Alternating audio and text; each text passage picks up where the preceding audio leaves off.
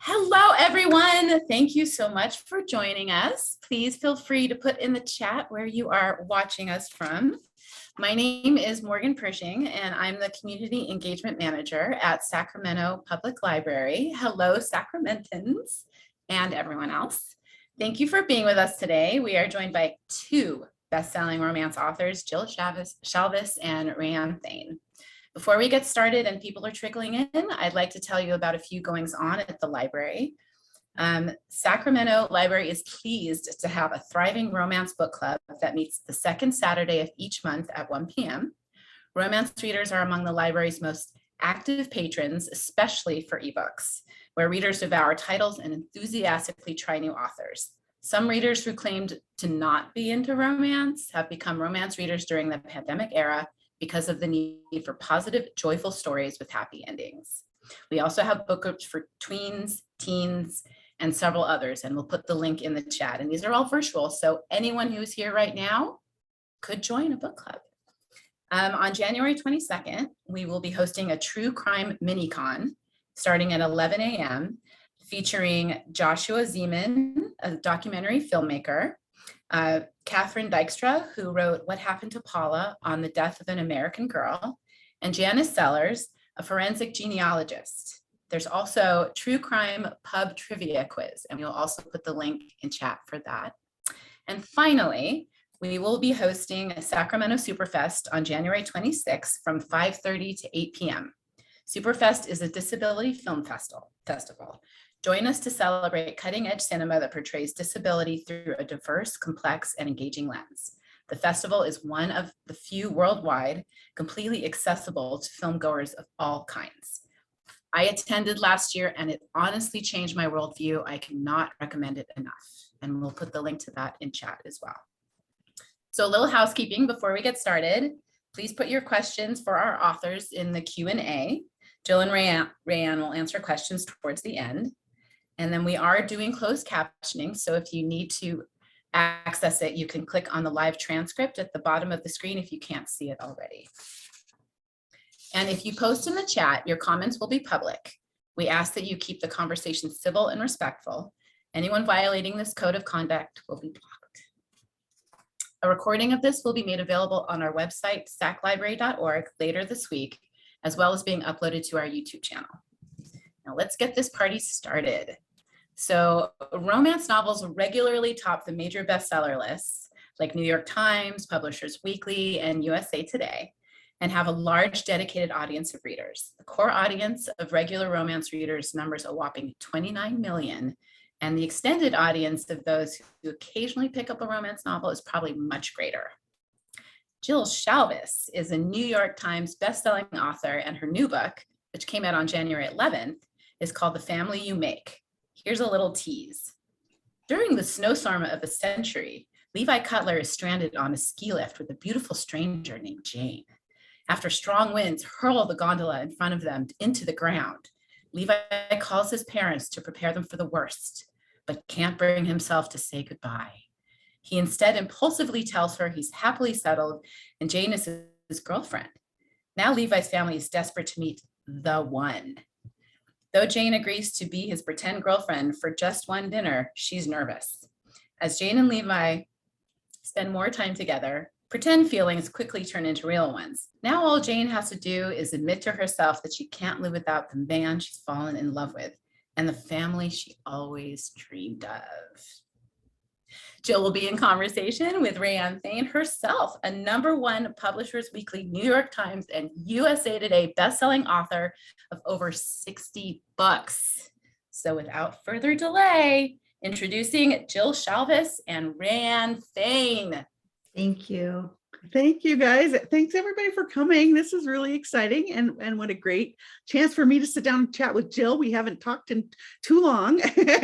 And so I was laughing because when she was reading our bios, and I was squirming when she was reading mine because it's so uncomfortable to hear it about yourself. And then I laughed because you were squirming when she was reading yours. I thought, okay, I'm normal. It's okay.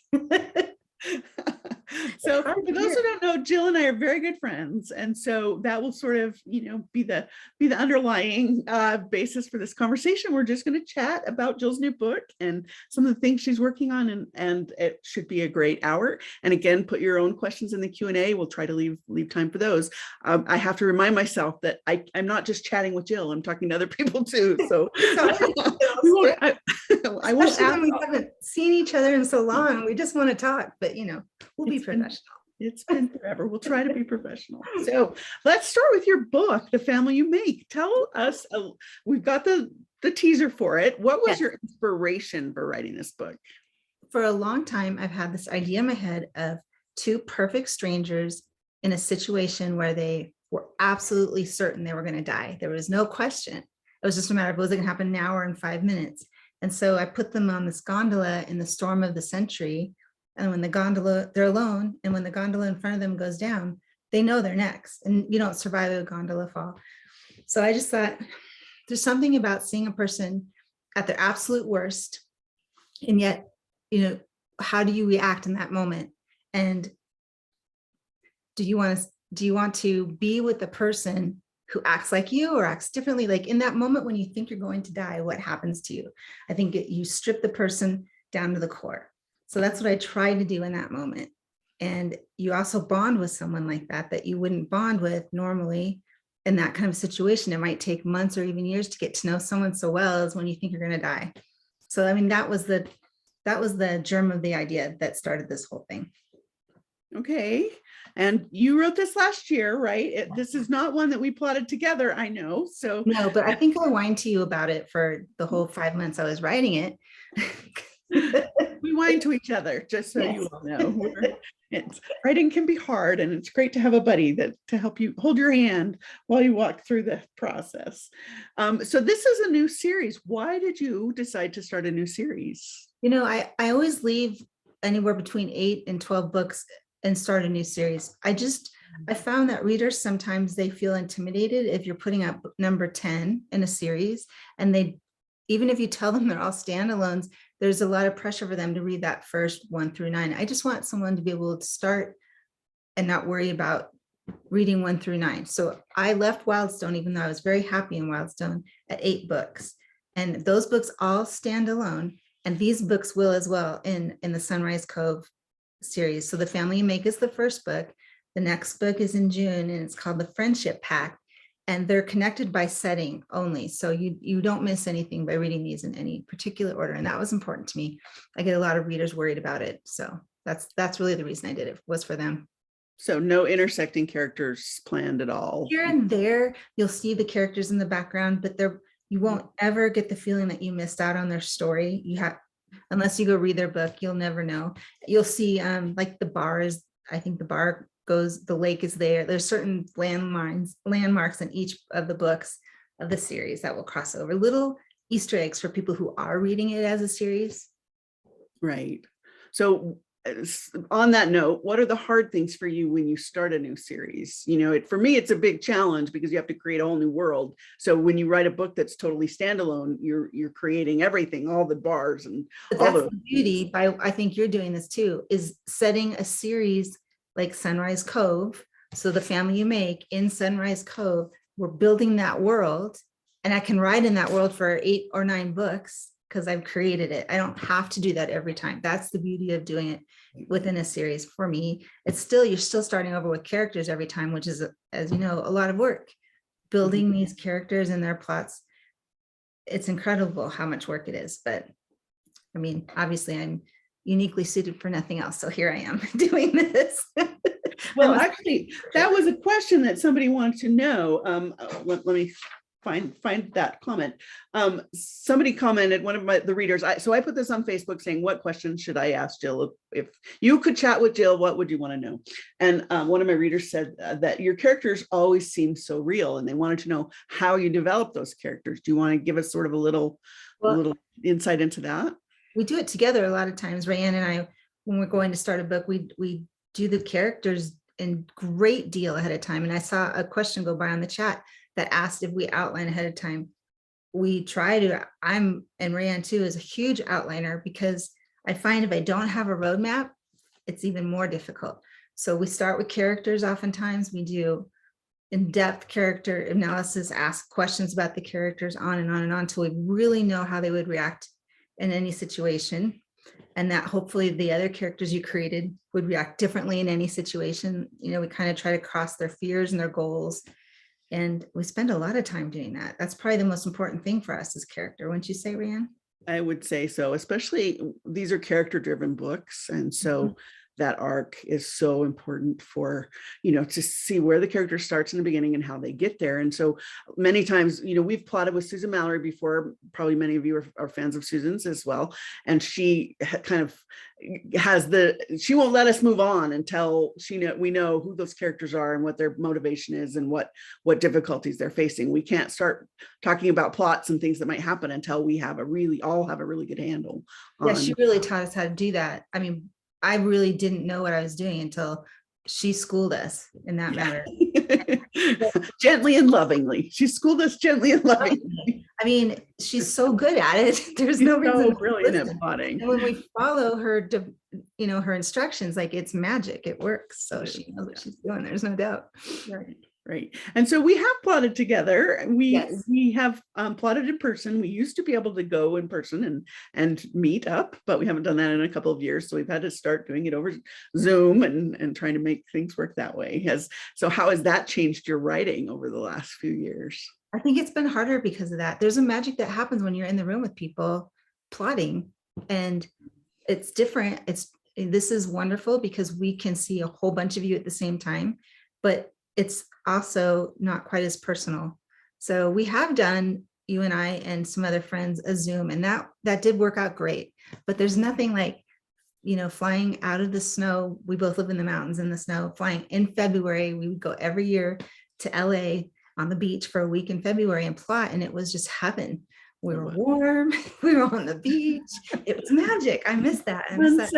And I think also it's not just about the plotting. It was about the time we weren't plotting and we could chat, go to dinner and talk about what's going on in our lives and all those different things that we've all missed out on. Everybody, not just writers, but it's hard for writers. I mean, have you found it? We're not out in the world kind of refilling the well and getting ideas and things like that. Has that been a struggle for you? Huge struggle, I think. You have to live, I think, to write. We've talked about this before. And without those experiences, the well feels a little empty. Yeah. We need to fill up the tank. And that's when we're going away and for a week and being immersed in our stories and in each other and being able to each other's stories. Yes. And other stories and being away sometimes from the struggles and the hardships at home. Like you're not having to worry about things at home. So I miss that because we can Zoom all we want, but then we're going to hang up and we're still at home. There's still laundry and dinner to be made. And that kind of thing. People who are hungry, yeah, absolutely. Okay, well, let's back up a little bit and ask. Well, let's see. When did you know you wanted to become an author?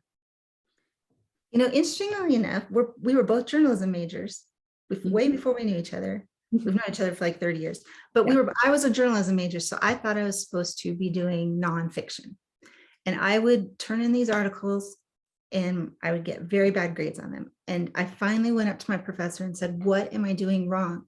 And he said, "You're lying," because I was embellishing these stories. Right. And once I figured out, oh, maybe I'm supposed to do fiction, that it clicked for me, but it still was years and years before I wrote a book after that.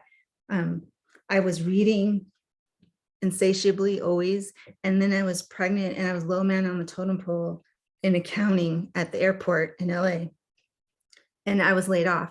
So I started writing a story and I think I was 30. So you're 30 when you started? Yeah. Wow. And I think I met you shortly thereafter. Right. So we both wrote for the same publisher back in the mid 90s when we sold when we were both just starting out. We wrote for Bantam Love Swept, and you can still find our books somewhere back in the. Don't go looking. Don't go looking. We've learned a lot, let's just say, over the years. But yeah, so we knew each other then, and then kind of our careers took different paths, but we reconnected maybe 10 years ago. Do you think it was? Yeah. About 10 years ago and have been good friends since then. Yeah. Okay. So here's a question that somebody asked. Where do you write? Where do you do most of your writing? I am not normal in that I well, I have ADHD and I'm unmedicated. So I write on a laptop and I bounce. I write in my bed. I write, by the water, by the river, by the lake, I live in the woods, and you can walk through the woods and there's a cliff that leads down the river. So I walk and there's a bunch of rocks there. I can sit and look down. So, I mean, I migrate. I work on our patio. We have a beautiful open yard. And in the wintertime, I'll put on a jacket and gloves and boots and start a little fire on my patio, and I'll work out there, but I can't sit at one place for too long. So I migrate. That's the short of it. How about you? Do you migrate too, or is it?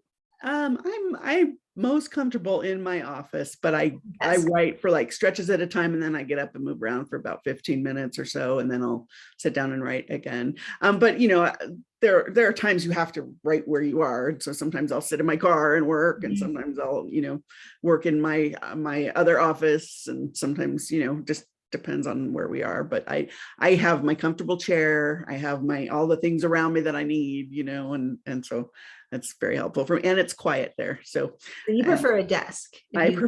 Well, it's like a folding table. It's not really a desk, but it's my laptop on a folding table with a portable. I have to laugh about the car keyboard. Because how many years did I write whole books at a time in the car, waiting for kids or dropping kids off?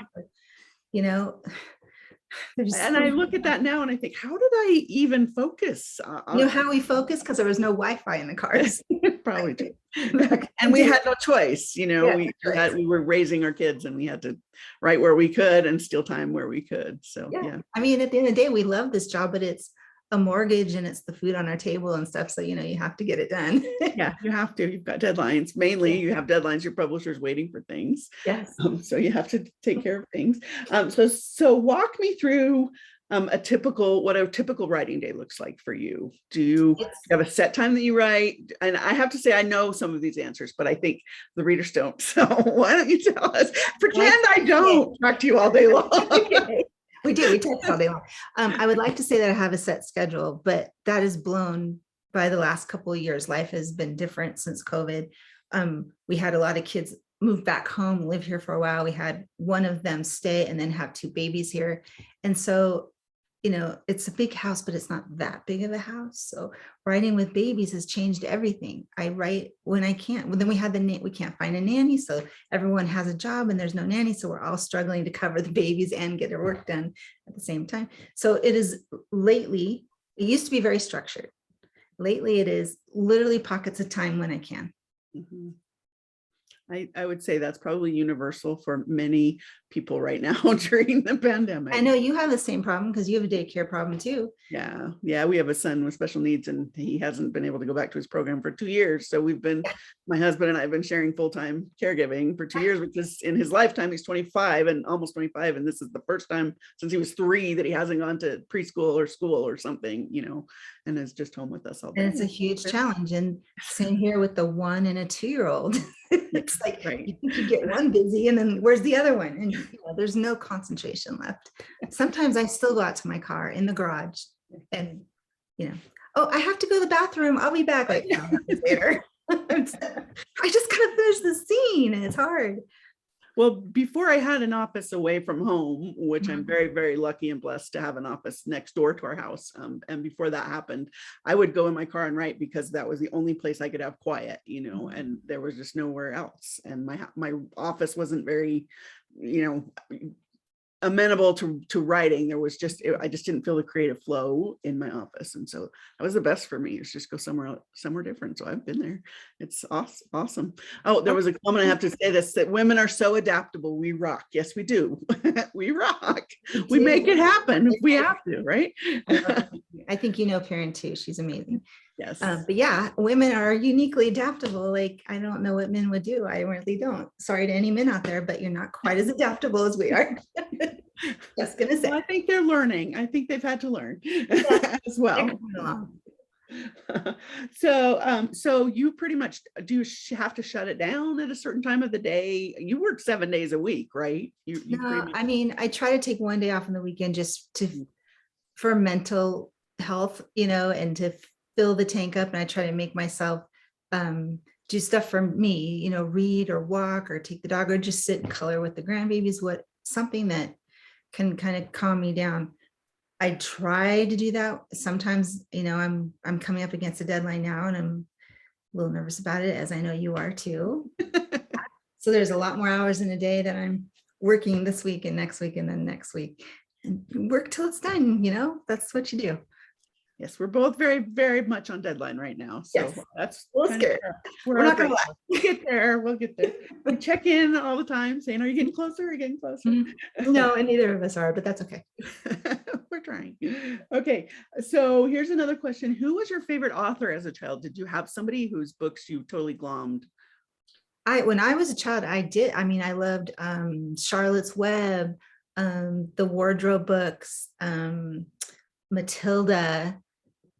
I mean, all the classics. I think I just inhaled them all. I know normally kids like them to be read to them. I wanted to read them to myself. It was an escape. It was, I didn't have people reading books to me. So I think I learned young to read to myself. And it was just a thrill to me to be able to read a story. And that just always stuck with me. And even now when I'm writing, I'm telling myself a story. Right. So it kind of comes full circle. How about you? What were your childhood favorites? Same. I was big into like Bobbsey Twins. And, Oh, yes. and Nancy Drew and all those mystery. Yeah. That's probably why I like true crime so much now. Because Yes. my childhood spent reading about solving the mystery and finding the caretaker who was posing as, whatever.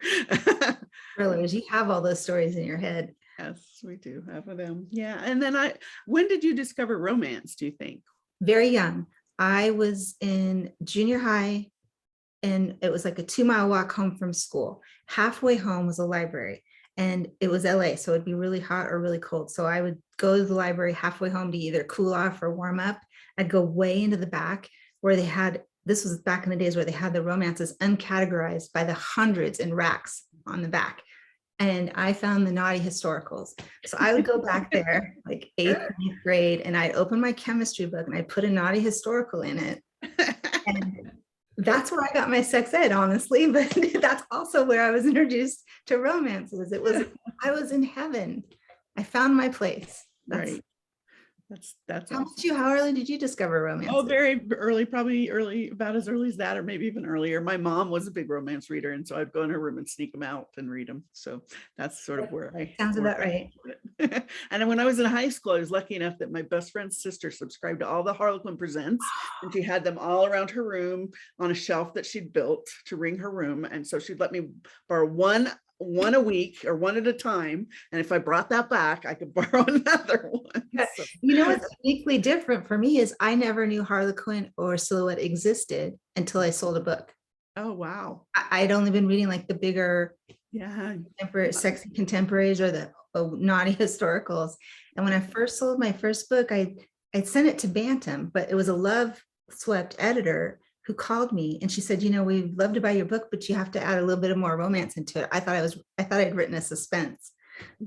And so I'm like, she goes, this is a category romance novel. And I said, what are those? She goes, go read some Harlequins and Silhouettes. That's how I found them.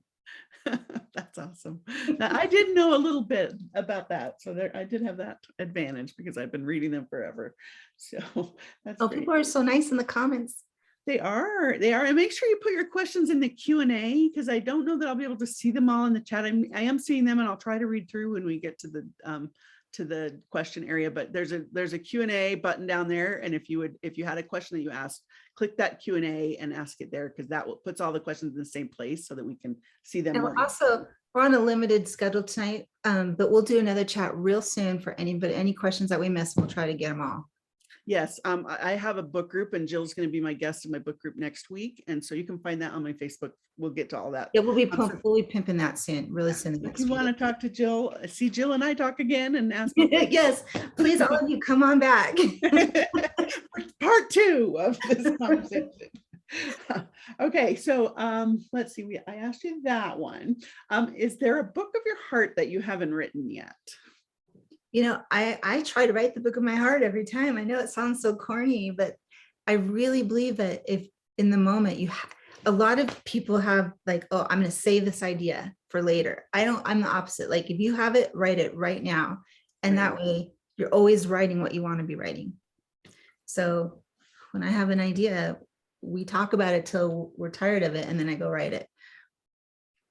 Okay. Do that And too? or lots did of you people, I say- think it's like an out of, sometimes somebody has an idea for something out of their usual genre or what they usually write. And so they nurture that idea and think someday I'll write this, I guess steampunk. I do that. I do not write. I have supernatural ideas that I want to write. Oh, Yeah, okay. they're normal. If it ever comes, back and Swings around again, Jill will be ready. I'll be right on it. Okay. All right. Let's see. So here's a question. What is your favorite thing about being an author? Wearing my pajamas and bunny slippers to work. For sure. How about you? Same. And I can be comfortable and I can sit by myself and Yeah. The worst thing though, that's the best thing. And the worst thing is that you're your own boss and I'm not very good. I'm not very disciplined. So that is a challenge. Mhm. Well, it is hard, and especially because in this day and age, it's not just the writing that we have to deal with. When we started, that's all we focused on, right? I mean, when we There was both no started social out around the media. same time, it was just about the books. It was Yeah. just about writing the books and turning them in. That's all that mattered. And now we have to do the social media and Mm-hmm. all the other things that come with it, and the meetings with your publishers and all those things that we didn't really have a lot of Yeah. before for years. So It's shocking to me how many hours in the day are spent doing writing stuff. right, it's absolutely true. I'm working, but I'm not Yeah. producing words, unfortunately. But that's the way it goes, and we all manage to make it work somehow. But the truth is it's really hard to complain about this job because I love this job. I'd be sad if people stopped by me, so I had to go work at Taco Bell, which I wouldn't be that sad because I love Taco Bell. But I don't know what other job I would love this much. Right, same. And I can't even imagine a life without writing. We're both sort of getting, not older, but we're getting to an age where we have to start thinking about, will there be a day when we're not writing? And I just can't even picture it. Yeah. What are we going to do? We're going to be like little ladies and Old ladies will still get together and come up with, tell each other stories. About back in the day. Back in the day, I swear we were good. That will be fun. Okay, so one of my readers asked me to ask you. Now you're up to I've written 70 books, but you're up to 130, 120. Oh no, I don't. It's 100. It's 100, she says casually. No, we say that, but a lot of those are novellas. A lot of those are the shorter little category romances we used to write and love. And though I just don't feel like that's fair to count them all because now we're writing these big fat books. And I'm only writing 2 a year now. So I've slowed way down. But yeah, it's 110 maybe. That's amazing. That's so amazing. You had your 100 celebration years ago. We did, and it was maybe 3 or 4 years ago, the last time we had a conference together. Oh, and I forgot, the Family You Make hit the USA Today bestseller list today. Yeah, we just found out an hour or two before the show. So that was exciting. So thank you to anybody and everybody who bought the book. We're so grateful to readers. Let me just tell you, we love you so much. And especially when you jump out the first week and buy a book, it just means so much to It's such a thrill. It's not even about that you bought it and that you're helping us not work at Taco Bell. It's about that you want to read what we make up. It's amazing to me. It's such a thrill. It is to me as well. It's a wonderful thing. So on that note, with your 110 books, one of my readers asked me to ask you how you keep coming up with wonderful stories year after year, story after story, where you have so many in your backlist. Honestly, it's not necessarily the ideas that are hard. It's the executing those ideas and making sure that they're really a story there. That's the time spent between the idea and the writing of the book. That's the hard part. It's not coming up with the little story idea. It's really not. How about for you? What's the hardest? I don't have a problem coming up with ideas. I can come up with 10 a day if I wanted to, stories I could write, but will this raw idea actually make it into a story? Is there enough there? Can I build enough plot? Are the characters deep enough? We spend weeks going sometimes before you come up with an idea, and it can be weeks before we're even thinking about writing any pages, because we do the characters and then we do an outline, and a lot of work goes into it before the page one. Right. And I think a lot of times my subconscious at least needs that time. It needs to work with the idea. I come up with the idea and then I think about it for a while, usually while I'm finishing the previous book, or a few previous books before that. And then I think my subconscious needs time to sort of come up with all the answers. It's not necessarily me that's coming up with those answers. It's something in my brain. Every time I write a book, I look at it and I think, did I really write this book? Did I take this idea that was nothing 5 months ago? And now we have a fully formed book. It seems like a miracle to me every time. I don't know if you're the same, but. The same. And the worst part is when you turn your book in and then you're like, oh my God, I have to do it all over again. To start all over again. Oh no. What have I done? But I will tell you guys that the lead up to a deadline when you have a book due, it's a really crazy month, or for me it's like a month and a half, but it's just trying to get all the ducks in a row and trying to get things finished, and it's all you can think about, and your family suffers because you're distracted all the time trying to figure out how you're going to get that done. I always say it's a lot like childbirth. It's that last big push, and then after that you just want to do nothing for a while, and then and we don't have the luxury of that. I think every day for the last few weeks, one of us has texted the other person like, we know we still have to come up with our next idea, right? And we're like, but it hurts our brain to even think about it because we're in deadline. It's that little lull for me that creates such a panic between knowing I'm going to finish one book and I don't yet know what I'm going to do next. That's very anxiety inducing for me. It is very hard, but I always tell myself I've done it before. I can do it again. I don't know what I'm doing right now, but we'll figure it out at that point when we need to. Okay, so here's a question. What do you do to relax when you're not writing? Well, if I've just finished a book, I like to sleep a lot. Other than that, I like to walk. I like to hike. I like to get out in nature. And right now we have 17 feet of snow. We got 17 feet of snow in December in Tahoe. We were without power for half of the month. We were living like Little House on the Prairie. So that was tough, but we got out and we snowshoed and, that sort of thing. I prefer summer when I don't have to wear 20 pounds of extra clothing on, and I just want to be outside on the boat, paddleboarding. I love to paddleboard. How about you? What do you do when you're taking care of people when you're not? I'm taking care of people, but I like to walk as well. I'm lucky enough to live right close to the mountains, and so I can go take a walk if I want to. And then I love to travel, and I love to hike in places, especially southern Utah and different places around there. So pretty much the same. And I like to talk to you. So that's still trying to figure out how to get together without making passing germs. We've so I should tell everyone too, we've made plans like 3 times during the pandemic saying, okay, we'll plan it and get together, and then it comes close to it and somebody's got COVID or somebody knows somebody who has COVID, and so none of those have come to fruition, but someday we'll see each other again, I'm sure. Yes, someday. So here was another question. Somebody asked, how have you had your whole family home for 2 years and managed to stay sane? Oh, no one said I was sane. I will say this has been an incredibly challenging time. I mean, it sounds fun to have everyone home, but the fact that everyone was home for a long time meant people had lost their jobs and, lives changed. My middle daughter planned and canceled a wedding 3 times before we finally my youngest daughter just got ordained online. We walked up the mountain and married them ourselves because they were tired of planning and canceling weddings. So, I mean, there's been a lot of heartbreak, but I will also say, I think we're going to look back on this time that we spent together as adults, all of us together for an extended amount of time as adults. How many families, before the COVID, could you say that ever happened? So in the long run, we're going to look back and think it was amazing. In the short run, we fight, we love loud, we fight loud. It's just what it is. And you post wonderful pictures of your grandbabies. Yes, they are very cute in pictures, aren't they? Yes, that's the important thing. They're cute in pictures. Okay, so I think the last question I have is, and then we'll get to everybody's questions here. What's next for you? And then so what new release can we look forward to? But the second part of that is, what are you working on now?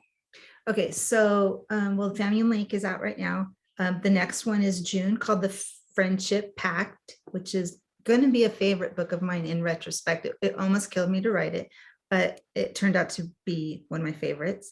So I'm looking forward to you guys getting to see that. I'm actually doing finishing touches on that right now, even though it comes out in June, doing last pass pages and fixing little things here and there. So that's what I'm working on right this moment.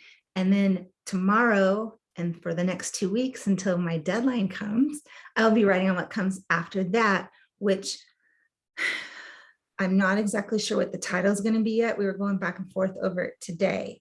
So I can't say yet, but as soon as I know, I will announce it. And that will be the third book in the Sunrise Cove series, which is set in Tahoe. So the next 3 books will be set in Tahoe for sure.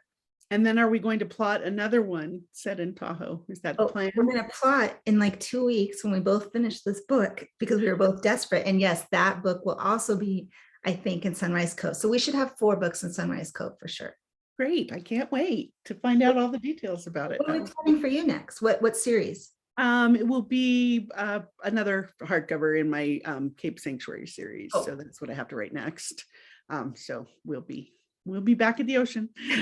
No pressure. Wish I could be there in real life, but we'll do it. Okay. Do it however we can do it. Okay, so we'll get to some of your questions. Again, if you have questions, write them in the Q&A. Thank you all so much for your wonderful questions. We're probably not gonna have time for all of them, but we'll get through as many as we can. So Angela wants to know, do you both prefer to write series or standalone? I love both. I mean, my heart belongs in series, which is why I'm doing the Sunrise Cove the way I am. I love writing series, but I also find there's a lot of value in doing a standalone within the series. Mm-hmm. Tell these people's stories and then you can move on to a new story. How about you? Similar, there are pluses and minuses to both. I love a series. I love like an interconnected series, like my Hope's Crossing series or my Haven Point series, because I can revisit these people that I love so much. I hate to say goodbye to characters. And so it's great for me to sort of be able to revisit them in a future book, even as very secondary characters. But you're right, there's something great about a truly standalone book. I've done a few of those recently. My Christmas books have been totally standalone, and I do love that. The challenge is you have to create everything from scratch: the setting, the houses, the street names, all of that needs to come from scratch, and so that's a little bit more challenging. But I do, and really the ideal is the ones that are standalone books in a place that you've already created. So you have the freedom to do what you want in this universe, but you don't have to start fresh with the universe at every book. And last time that I wrote a series that was connected was only a few years ago. It was the Heartbreaker Bay series set in San Francisco. And those characters all appeared in everyone's books, and it was intercrossed. And I really do love that. I'll get back to that at some point, because I think that we're both just ingrained in that from writing category. I just love it. And I think readers love it because they feel very invested. And so obviously our goal is to give our readers, the things that they're going to love.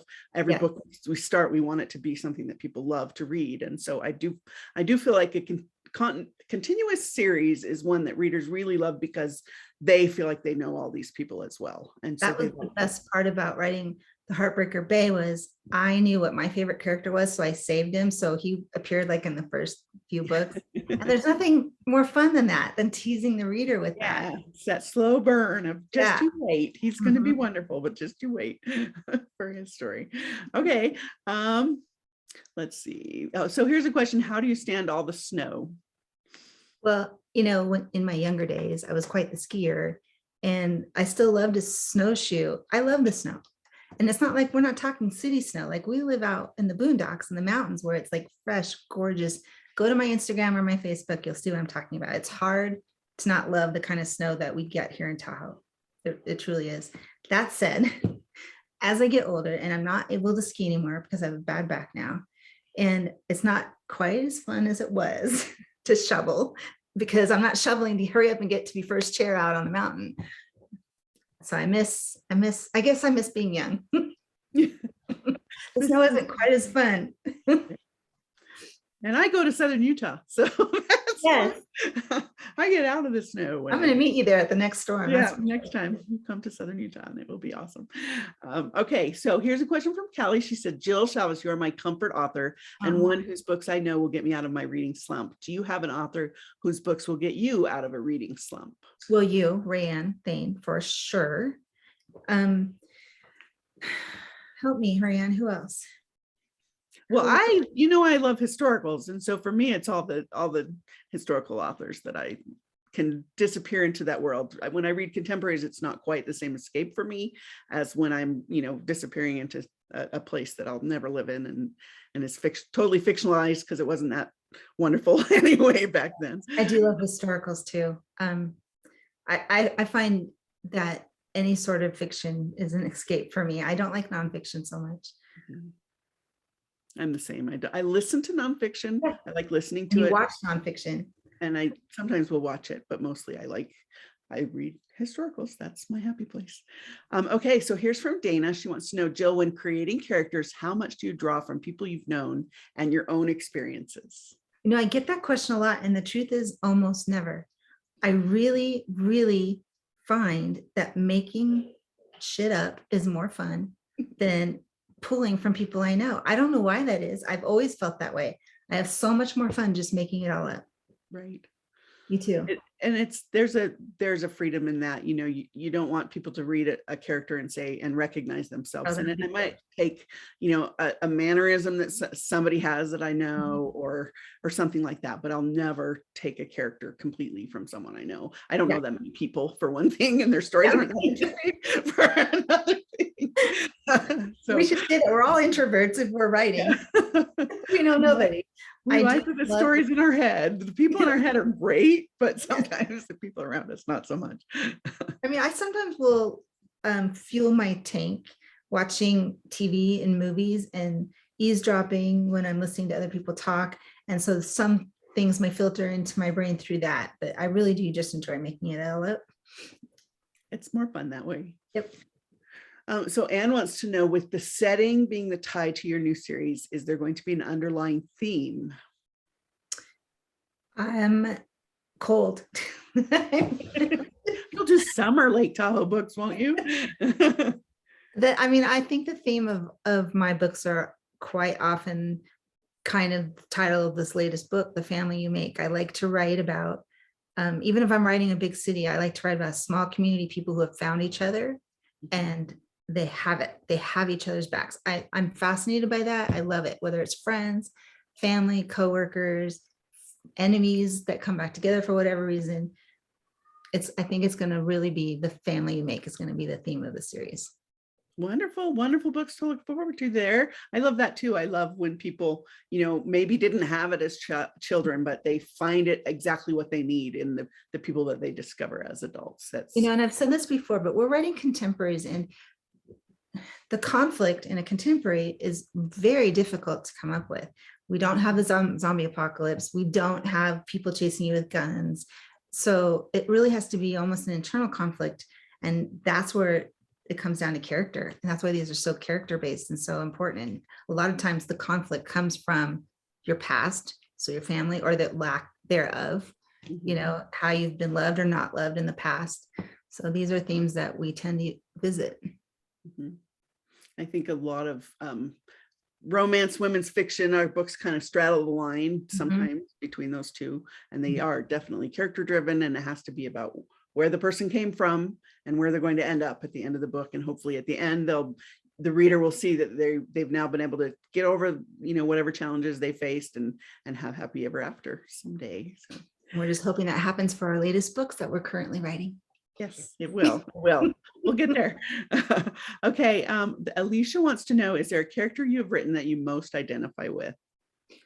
Oh, that's hard. How about in this book? Let's narrow it down because you've done so many books. Is there somebody in The Family You Make that you identify? In this book, The Family You Make, it's Jane, and she's a hard nut to crack. She's a traveling nurse. She's almost kind of nomad. She goes wherever the job is and never has really settled down or had roots. And she came from no roots, so she doesn't know any better.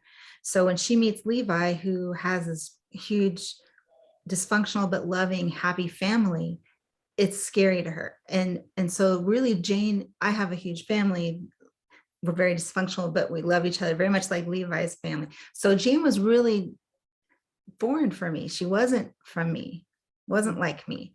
But yet I heard her snark and her sarcasm, and I feel like that might be me. When you read it, if she's being snarky and sarcastic, that might be me. Probably. Me poking through. Okay, so Karen wants to know, do you give yourself a minimum word count to write per day? I do. I used to do a page count, and here's what would happen. I would say I had to write 12 pages, and I would get to 10 pages and I would be done. I'd brain dead. So I would hit return, return, return, and then oops, accidentally got to 11 by accident. Then I'd write a little bit more and do the same thing. 12, boom, done. That wasn't getting my book written. So I had to switch to the word count. You can't cheat on a word count. Nope, unfortunately. I try to do 2,000 to 2,500 words a day. Mhm. And you try to do that 25 to 3. Yeah, 2,500 is about my happy spot. You know, I don't hit it every time, but that's Yeah. what I can, when I hit that, I can go home and feel at peace for a minute. For a hot minute until you wake up and have to start over. So I know the answer to this one, but are you a pantser or plotter? Oh, well, I used to long time ago be a pantser. Didn't work out for me. Now I am a heavy plotter. Must plot ahead of time. I honestly don't know how I ever did it without a plot. Did you ever try writing without a plot? Oh, yeah, I think in the early days. I mean, I might have a vague idea of where, but nowhere near like what we plot these days. And part of that we should add is because we're writing much deeper, more complicated stories than when we started out, which were very linear romances. You know, this happens and this happens, and they get together here, and then this happens, and it's about these two people really and their journey to find each other. But the books we write now are so much more than that, right? They're about, you know, relationships between sisters, or relationships between a mother and a daughter, or, you know, all kinds of different things like that. And you have to plot it out in detail, or else you lose the subplots somewhere, or you haven't really fleshed out this character enough. And so that, in my experience, where we are now, the books that we're writing now, I don't think we could do it without. We couldn't. And we do it to such detail that we take all of our subplots and we plot them. And then we shuffle them together and make an outline. That's a lot harder than I just made it sound. Yeah, I wish it were that easy that we could just, shuffle it all together and there you go, you got a book, no problem. Bam. Yeah, the process is more challenging but more rewarding, I think, because I always say we have a bigger sandbox to play in. We can talk about things. When we were writing straight romances, you couldn't get into somebody's relationship with their sister or their best friend or something. And I love a good romance, and I want time for that. And I love a good frenemy, to women making their way to a really great sisterhood and a romance. And in fact, in The Family You Make, I should say this, I intended for it to just be one romance and then the family story of Jane learning to finding her family and her home and making roots for the first time in her life. However, her best friend and Levi's best friend, the hero, they both just leaped off the page for me, and they ended up with their own romance, a very surprise romance that neither of them saw coming. I didn't see coming, and they almost took over the book. So there's 2 full romances in this book by accident. That can be a challenge, can't it? I didn't. Because you want to, for me, it's like, okay, I've got to make sure that this is the main couple, not this other couple whose story I love, and I love all the things that they're going through, but they're not the main couple. It's this couple, right? But that is not the first time that's happened to me. And this is truly equal in the story. And I'm getting a lot of people, I got a lot of letters already. It's only been out a week. People wondering when Mateo and Charlotte are going to get their own story, but they got it. They got it here in this book. And I never intended for that to happen. The same thing happened 2 summers ago. I wrote The Summer Deal, and the secondary characters kind of overtook. So it ended up 2 equal stories in that one, 2 equal love stories in that one too. It always amazes me when people ask me if my characters get their way. Yes, I don't mean for it to happen. I realize that they're not real people. Okay, I do know that. However, sometimes they want what they want. Right. Just don't.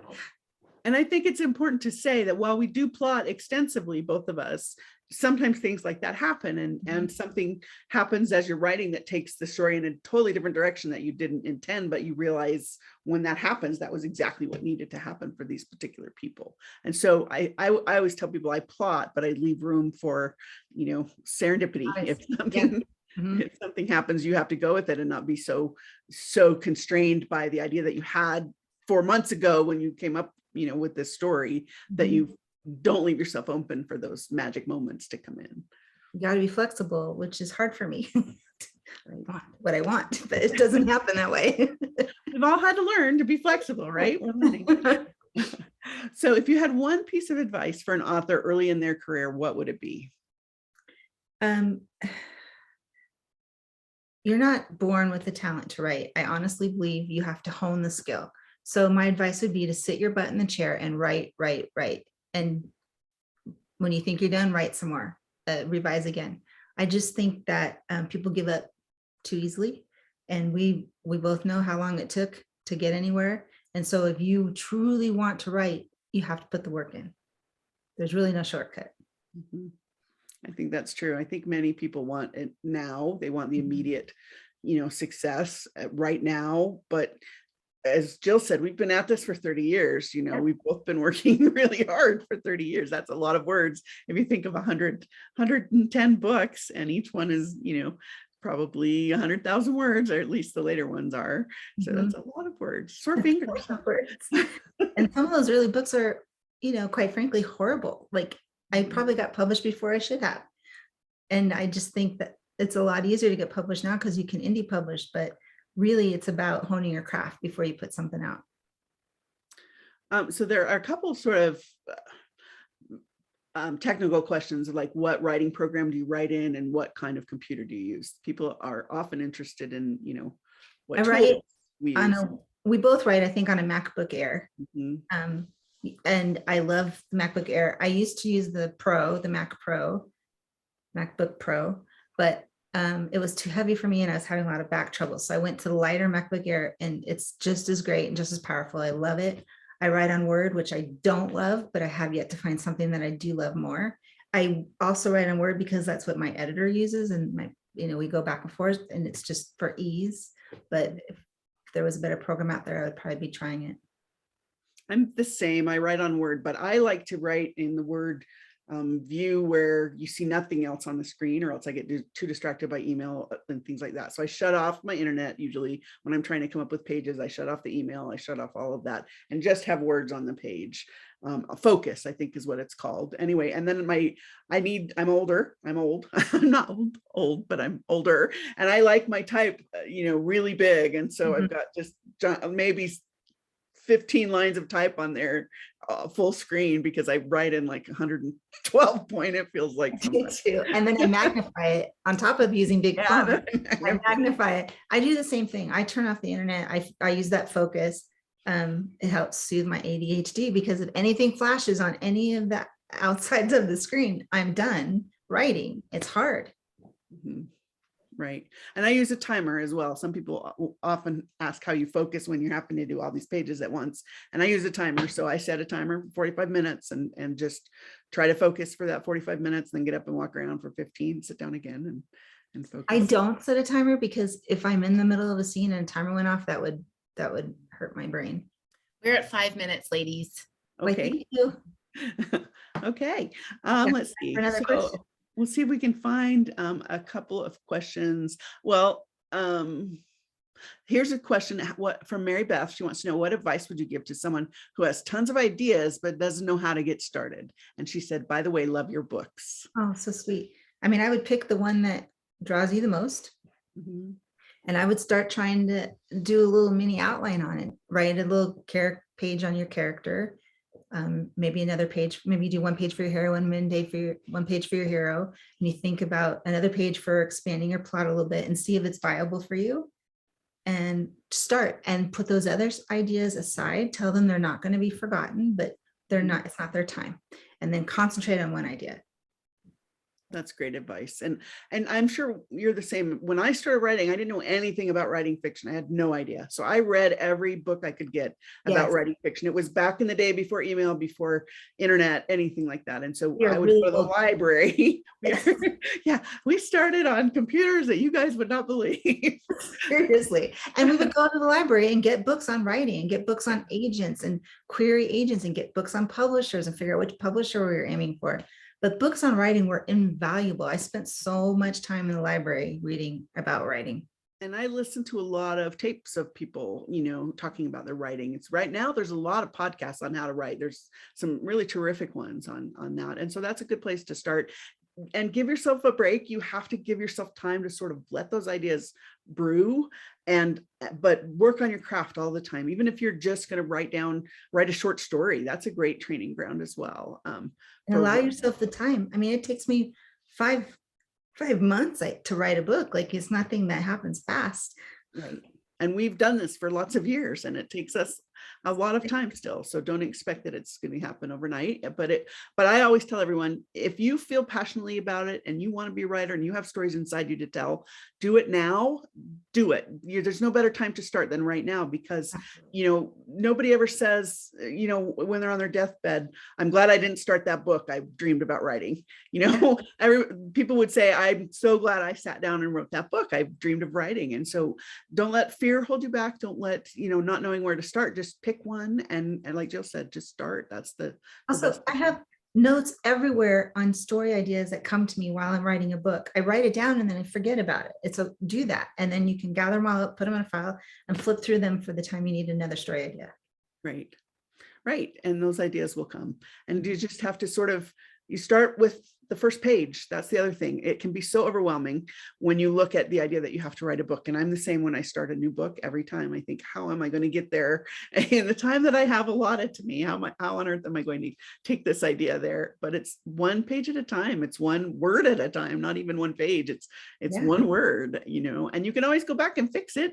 Just don't forget that you can go back and change things that you don't like. I think it was Nora Roberts who said you can fix a page of crap. You can't fix a blank page. Right. Like, just start. Right. Absolutely. And so, just start. I hope that helped. And have a box of tissues, because it's a hard job. But wonderful. It's hard, but wonderful. Remember, we said we couldn't imagine doing anything else. That's true. That's very true. Okay. So, I think that's about all the time we have. It's almost time, but thank you all. Those are wonderful questions. I'm sorry we didn't get to them all. I will try to, maybe we can answer some of those questions when Jill and I meet again next week. Thank you guys for coming. It means so much that you were all here. I see a lot of names I recognize. I love you all. Thank you so much. That was amazing. And I've done many of these and never had so many questions. So thank you so much to the audience. There's no elegant way to end a webinar, so we're just going to end it. And look to our YouTube channel to watch this if you want to watch it again. Send us a link and we'll put them on our Facebook. Oh, good idea. Thank you so much. Bye, everyone. Good night. Bye. Have a great evening.